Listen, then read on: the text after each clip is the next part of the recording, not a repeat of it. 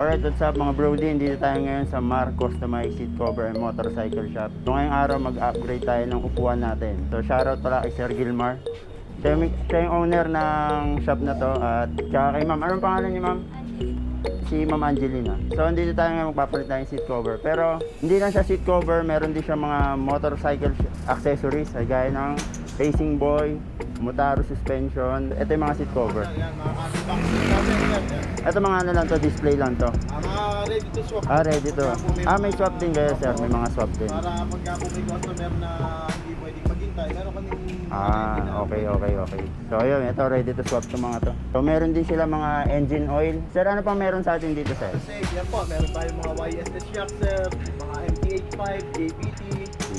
Saka sir, mga real set pala meron din tayo. Yan, mga racing board. Pang mga anong motor to sir?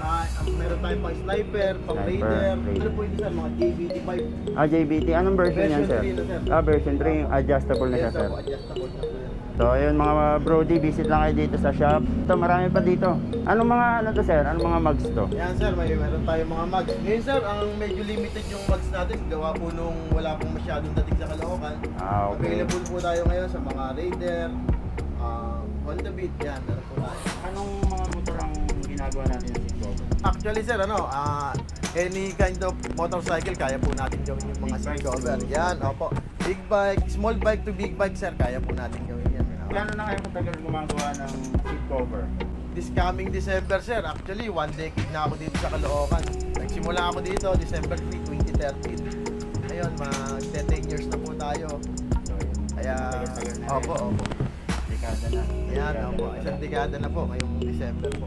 Medyo marami na rin tayong nagawa sir. So ayan po si Sir Gilmar. So siya yung may-ari ng shop na to. So visit nyo lang yung shop na to. Doon sa kabila, doon ginagawa yung Apo, mga apo. seat cover. Tara punta Apo tayo. sir. Storeboy natin sir yung gumagawa. Sila yung gumagawa ng seat cover. Ano pangalan mo sir?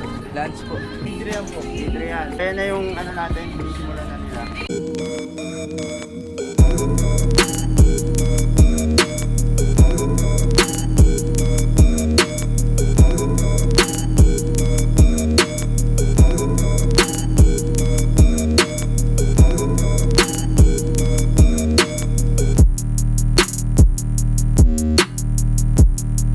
Yung mga pang daily ba natin dyan? Sir, lahat naman sila pan-daily oh.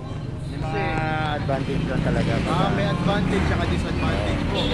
Maraming design sir. Pag namasa sila, medyo matagal silang matuyo.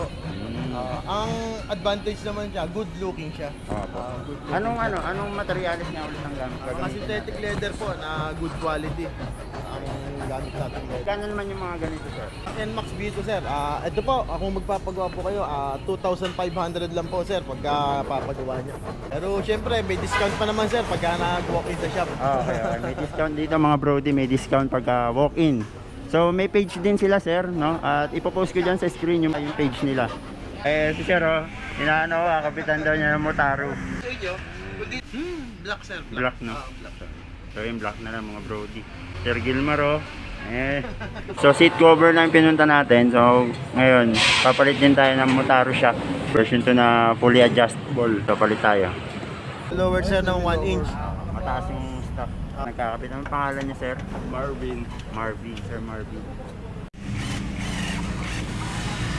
Seat cover din. Click 160.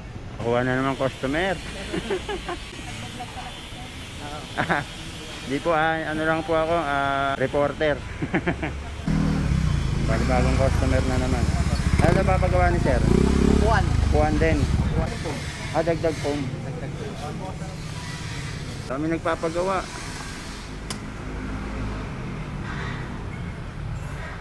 Yung sa atin on process pa eh. So yung mga brody, tapos na yung upuan natin Tapos ito yung Motaro. Malinis yung gawa, malinis no. Pero okay na, pogi. Guwapo. Ano sir, nakasal mo? Oo, ganda eh. Hindi na ako dudulas. Kaya mga brody, tapos na yung upuan natin. Shoutout kay sir. Maraming salamat sa mga sa suspension, tapos sa upuan. Okay sir, thank you so much. Thank you sir, thank you. Babalik ako dito, mag-vlog tayo ulit. Salamat. Sila yung gumawa ng upuan. Yan sila. So shoutout dito, Mar Customized Seat Cover.